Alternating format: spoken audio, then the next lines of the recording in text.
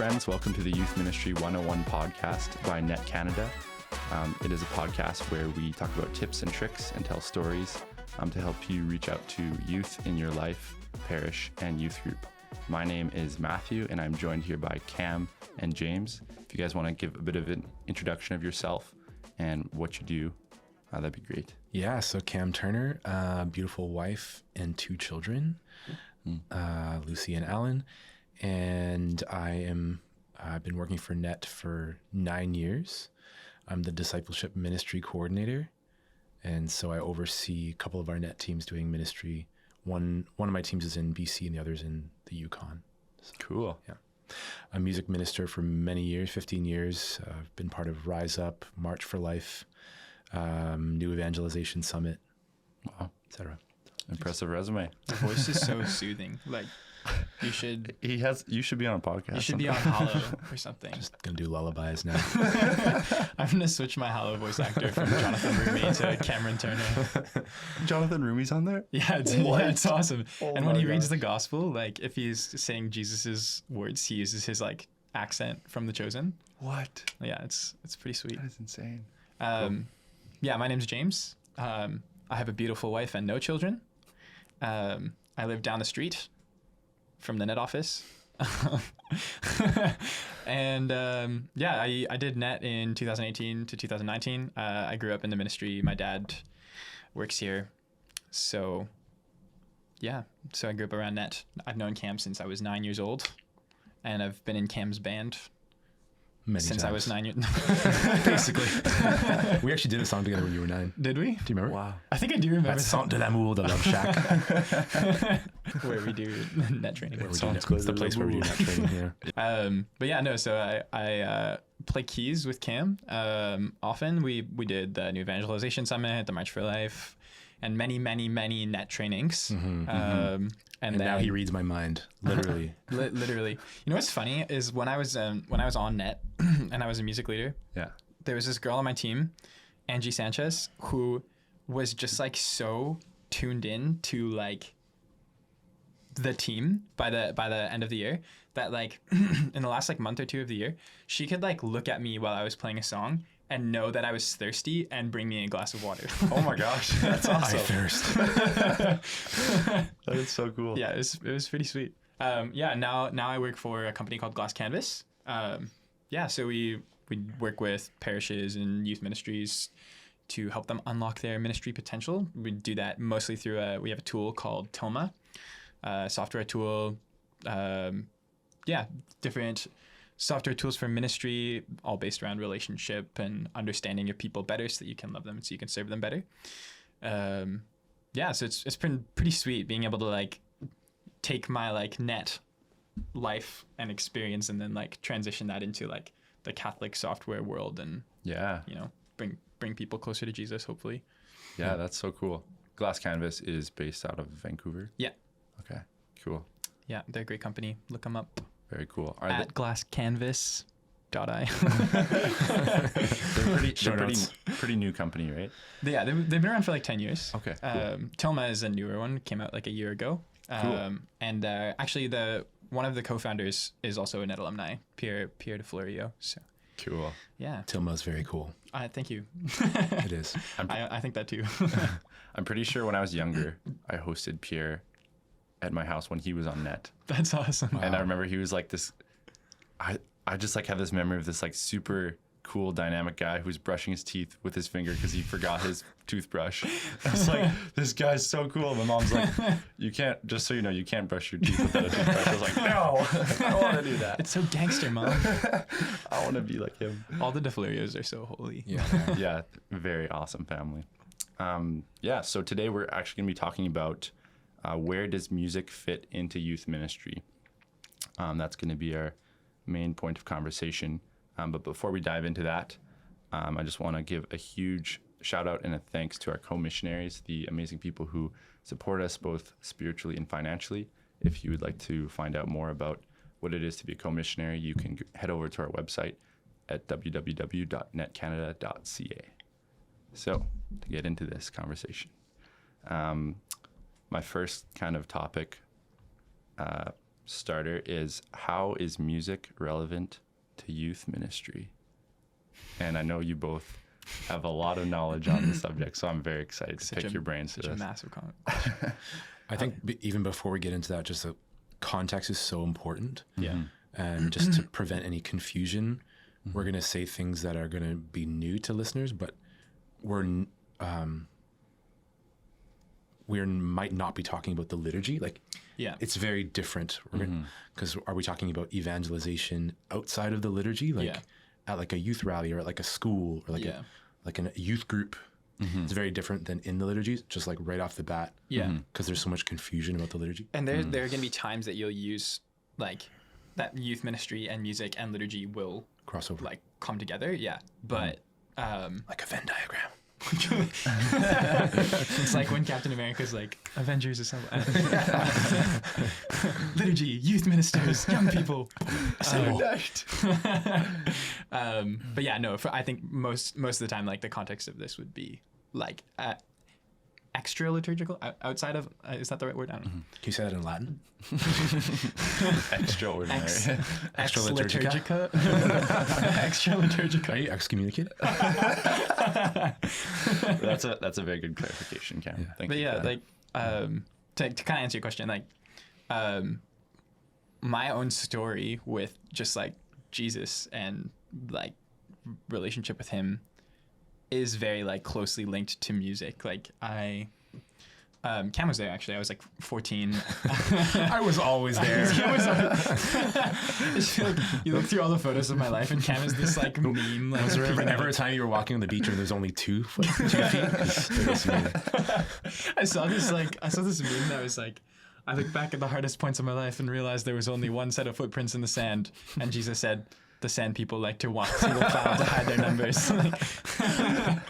I was just gonna mention with the cable. Don't worry about it if it goes in front of you. Okay, That's all right. but yeah, no. So I was at a Hillsong Young and Free concert. It's like the most hype thing ever. Like just like all the there's somebody who works here, Pia, is like always saying like hype. That's how I feel about this. It was awesome. So they were just like really fun. And it was like I think one of the first times that I had come to like a Christian music event aimed at like young people, in that like it wasn't boring at all. Like it was really, really exciting. Like every song was like upbeat and dancey, and I think up to that point, like my experience of what it meant to be like deep meant for it to be this like slow, quiet, intimate moment. And then being at Young and Free, and they're just like running around and lights and jumping and like dancing, and there's this sense of like, it almost felt like I was at like this party, and it was like so hype and I exciting. hadn't slept in like 24 hours, remember that? Which made it even better. Yeah. And it was just like, it was so cool that like, I don't know, my understanding of depth in that moment shifted like to like this depth of joy that I was sharing with the other people in the room. Yeah, and I don't think that I had ever really experienced that before. And so, yeah, I think when I think back on like even just like my story post that event and like how I think I approach spirituality, it's like I noticed that it's very influenced by like themes of like joy and community. And I realized that actually started with like my experiences of growing up in net and in a culture of people that worship, and seeing Young and Free and the depth of joy that comes with that. And I think that young people are really responsive to that. Yeah. And there's something beautiful about dancing for the Lord. Yeah. And like just like David, you know, and I was there too. I've seen Young and Free 3 times probably. Yeah. And you just want to dance. Yeah. Like you just want to move your body and just celebrate the Lord and what he's doing, and they just bring such energy. Yeah, I think for me, I mean, music's been a huge part of my life. My dad was like a professional musician. He played in a really big wedding band. So like from the age of like 2, I went to his band practices and helped him set up his drums, and was always surrounded by music. Started playing piano at 5. Wow. And then my first band was a Nirvana cover band when I was 12. Wow. And we played like public gigs. And then that kind of morphed into some other like more alternative stuff, which was super fun. High school, I got into like Christian music. I went to this really big conference in Toronto called Massive Worship, which was put on by Net Canada, put on by James's dad, who really, shout out to him, like so much of this conversation is thanks to like this richness and this beauty that he's brought to Net Canada. Yeah. But he started these big conferences called Massive Worship. And so I got to encounter Christ in adoration.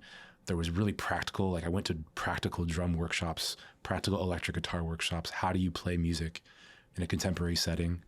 And those were like so transformative. And it's funny because we talked about Centre de l'Amour, where we have our training, we call it the Love Shack, but that really is the place because we do so many big events, massive, huge events, but really that place is kind of like that hidden where everything comes from. Where everything comes from, that place where like, Garth started this music training that still go, I used to be the music training coordinator. It's like bright pink French retreat center. Like ex-motel, literally. But like behind these closed doors, this is where we really encountered the Lord in worship. The Spirit fell in power. Yeah. In those night times where we had that worship. Yeah. Very practically, that's where we like practiced so much. And so many of our alumni are these incredible musicians who've gone on to do amazing. Joe Zambone, like recording artists, Emma Frad, Jesse and Kathleen, who found together. Like a lot of that started in the Love Shack, Yeah.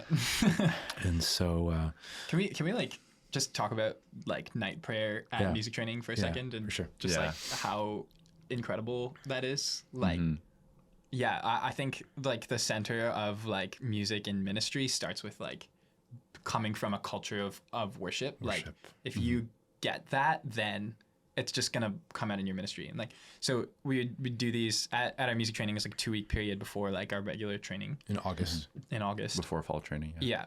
And it's the greatest thing ever. Like you used to describe it as a bunch of Catholic musicians hanging around for 2 weeks, jamming and drinking coffee.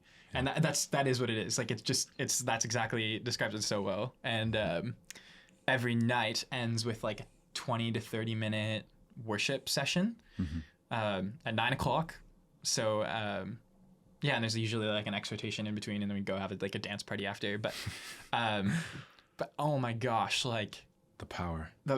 Like I cannot tell you how many moments like my life has been changed in those moments, and I like I'm sure that there are so many stories of net missionaries that have gone through those nights and had like lives changed and crazy experiences. And it's like, I almost want to say it's like, it's nothing special. Like we do it every night. It's not, and like we do it every morning at the net office too. It's like, it's not this extraordinary thing. It's just like, it's ordinary to us, though. It's ordinary to us. It's part of the culture, and it comes out in our ministry.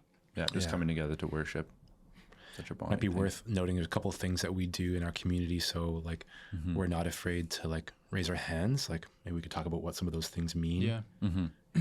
Like this is a position of surrender. Yeah. Like if I saw a police officer with a gun, this is a kind of a position of surrender, or it could be more of like a child like raising arms to like his daddy. Yeah. Like my kids do to me.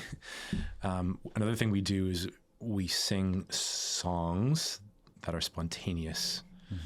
And so the musician might be just like playing like one chord or two chords, very simple chords. We can get into the practicals later or put them in the show notes. But the congregation would just be like singing a new song, like the Psalms say, literally just singing a new song to the Lord, making up their own words, making up their own melody. But when you have 50 people doing that, it is so beautiful. It's the best part of our worship sessions. It's the best part. We do songs, but the best part is in between the songs.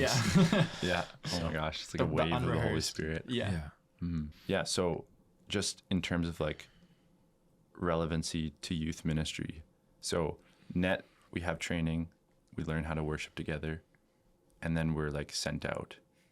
So how do you see that transferring and like that being a place of growth? Then going out, and like how is that relevant to youth ministry after that? Oh man. I have two stories. The first was when I was on the road. We did an overnight retreat, and so there was probably 50 students, and when they walked in, like the morning of the first day, they just looked like so disinterested, like wanted nothing to do with us. And so we were playing Love Won't Let Me Down, like the Hillsong Young and Free, love. Anyway, that's so bad. Can you cut that out? Sounded great to me. But yeah, no, so it was super awkward, and nobody got into it. But then throughout the day, you know, we played it more and we got to know them, and they like started to get it and like sing it a little bit more and be kind of interested in it. And then we did adoration, and that was in the evening. And we had journeyed with them enough to a point where it was like they felt comfortable with the music and with singing around their friends. And it was one of the most beautiful adoration nights I've ever had. Like it extended by like an extra like 2 hours. Like it went way long. Wow. And like we had students that were like standing up and like lifting up their hands and crying and singing the songs and like going to confession, and like, you know, we were praying over people, and it was just like this huge moment of like life change. And earlier that day too, we had liturgy. This is one of those Venn diagram moments. And I like, it was, I guess like an ordinary music for liturgy situation for net. But one of the guys came up afterwards and he was like, something happened in that mass. Like, I don't know what, but it was so powerful. Like it like totally moved me and like changed my life. And so the next day was like even more like just like built off of that. And like they knew all the words to the like theme song by the end of it. And so it was awesome. So we said goodbye, and then we came back a few months later, and it was really awesome. But like we were up in their like school library, and a bunch of the students came to meet us, and we were like, oh, like let's play the song, you know. So I got up in front of everybody and like, you know, started playing Love Won't Let Me Down. And it was like literally the middle of the school library, like 20 people, all just like all these teenagers like jumping up and down, like singing at the top of their lungs, like still remembering the words like months later. Oh my gosh. And then we had adoration in the school chapel. And same kind of experience. Like they were just like singing and worshiping. And I was talking to one of the guys after, and he was a musician. And he was like, the music on that retreat moved me so much that I play for every single school mass every week. And wow. Every morning when the students walk into the school, I sit at the piano by the front door and I play worship songs to like bless them as they come into their school day. And I was like, I wanted to cry. Oh my gosh. But it's just like, it was like music broke through the wall that words couldn't. Do you want to talk about the thing about how like music is youth culture? Yeah. That was kind of a fun period of our lives. Was it though? Yeah, like back when I was in high school, like I just noticed everybody was always walking around with their headphones in and like going to class with like, you know, earphones in. And I was like, we'd always talk about like music as a huge part of youth culture. And I think at that point, like looking around all my friends, I was like, music isn't a huge part of youth culture. Music is youth culture. Like the art defines how young people operate. Like, yeah, there's a huge crossover there. Yeah. And I think that there's pop music, like what's popular, what's trending, the people they're following is often in music world. And it's maybe even clarifying as well what exactly youth culture is. That might be a new term to basically kind of emerged in the last 50 to 100 years. But yeah, like youth have their own culture. You've experienced that if you've gone to a high school in the last little while. For better or for worse, it might not be a good thing, but the reality is they have their own culture, and we have to bring the gospel to that culture, just like we used to bring the gospel to like the four corners of the physical earth, and bring the gospel to different languages. In the same way, we need to bring the gospel to the youth culture. Yeah, they speak a different language. Yeah, a big part of that language is music. Yeah, totally. And like, and this kind of like ties into the second thing too. Like, I think one of the most powerful things that we can do in ministry with music is give them a sound. Like give them a song or a theme that they can anchor to. Rally around. Yeah. Like, and that was what happened with Love Won't Let Me Down. It's not a deep song, but they like pulled together around that. And like when Best Friends came out by Young and Free, it came out on a Friday. I listened to it, spent all morning learning it, and then played it at our youth group that Friday night. And this is like in February of 2020, so right before COVID. And so I kept playing it every week, and then we did this huge retreat, we had a big like combined youth night, and we played that song again, and everybody got really into it. But then it was cool because like we had to go online, and I would play Best Friends and like post it on our Instagram. And like they got so into that, and they were so excited about it, and like they were playing it and listening to it, and like adding it to their playlist and stuff. And I was just like, it's that like when we give them something that they can like I think the story behind that song actually, like the songwriter was like, we played it at youth, but when we presented it, we were like, this isn't our song, like this is your guys' song. And he got like 5 or 6 of the guys to like come up on the stage, and he like taught them the song in front of everyone else. And so then when they played it for the first time, it was like these 6 guys were like singing it to like the rest of their youth group, and everybody got super into it. And it's just that kind of song. It's got that like anthem-y feel. Yeah. But there's so much power to that when they have something that they can rally around. And we should put that song in the show notes too, because it really captures youth culture. Yeah. Yeah, for sure. We'll do that. One of the things that we say at our music training is connection is better than perfection. Yeah. Connection is better than perfection. It's a very practical thing. But when we go out there, because musicians can be perfectionists. You're a musician too, worship leader. You know that we can be perfectionists, and it's good to strive for greatness, but we can way overdo it. And oftentimes the young people don't even care. Yeah. But they want connection, and they feel that. I went to a concert by Xavier Rudd,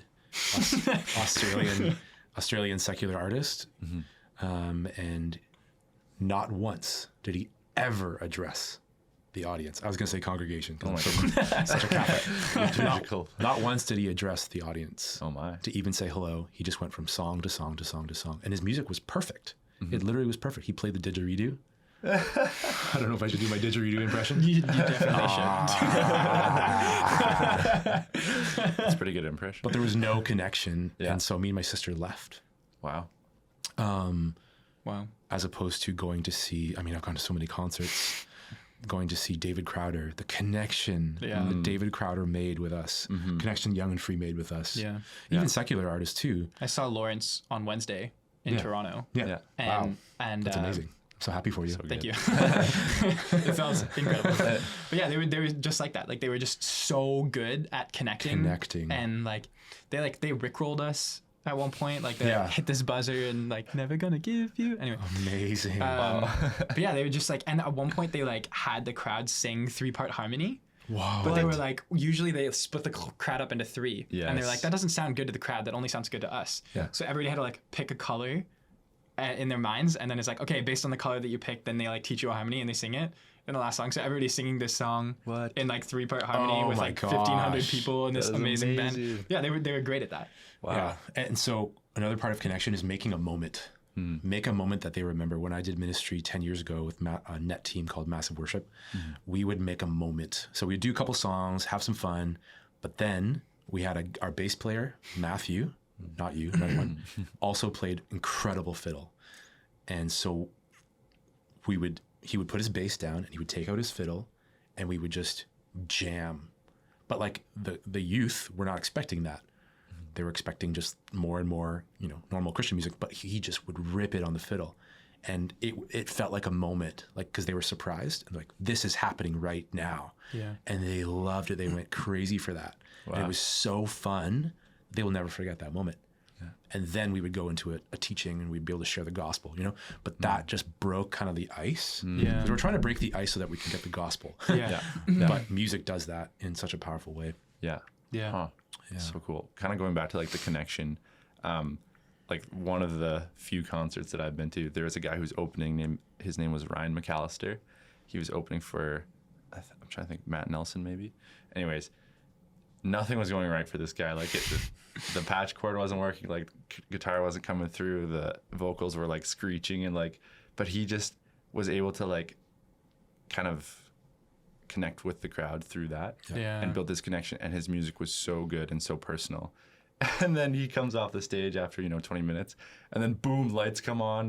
It's just like big show, and then it was like connection was gone. Like the next band did not connect at all, and I don't remember a single song that they played. Yeah, but Ryan made that connection, and it was really cool. Wow. So. Even U2, I saw U2 at Bell Center. It was immaculately perfect production. Didn't really move me. Yeah. Like it wasn't this connection that I had with other artists. Like when I saw Joel Plaskett in Ottawa, wow, like I felt like I was his best friend at the end of the night because he was so normal and so funny and so relatable. Yeah. And so that's so important in music. I used to do this thing on our net retreats where we usually would do Let Go by Hillsong Young and Free. If you're seeing a theme, it's Hillsong is Young that and I Free. only ever play. But yeah, so we'd do this song and like in that like making a moment thing, like I would try to change up how we played it. So like we play it really big with like a backing track, and then we play it like kind of acoustic. But the best moment to me was after lunch. I would grab my guitar and I would be like, yo, Alex, like grab your cajon, like run over here. So we'd run over and I'd grab a chair and I'd stand up on top of this chair, and then I would like, no mic or anything, and I would be like, hey everybody, like come around. So all of the students would like gather around in like this kind of circle around the chair. And then I would just play it like unmiked, unplugged with all of these people around, and like I would get them to sing it, and like there was something really cool and like intimate and connective about that. A moment. Yeah. And they remember that. Yeah. I think it's also important to talk about how bad music is in Catholic Canada right now. Like, I think that's one of the reasons why youth are so turned off. I mean, never mind youth. Everybody's people of all ages are turned off by Catholic music. But they've just had such bad experiences. Like my brother-in-law, it was so funny. He goes to a parish and he doesn't like the music that's provided by the parish. I'm trying to be discreet. So much that when COVID came and they stripped down the music, he was so happy.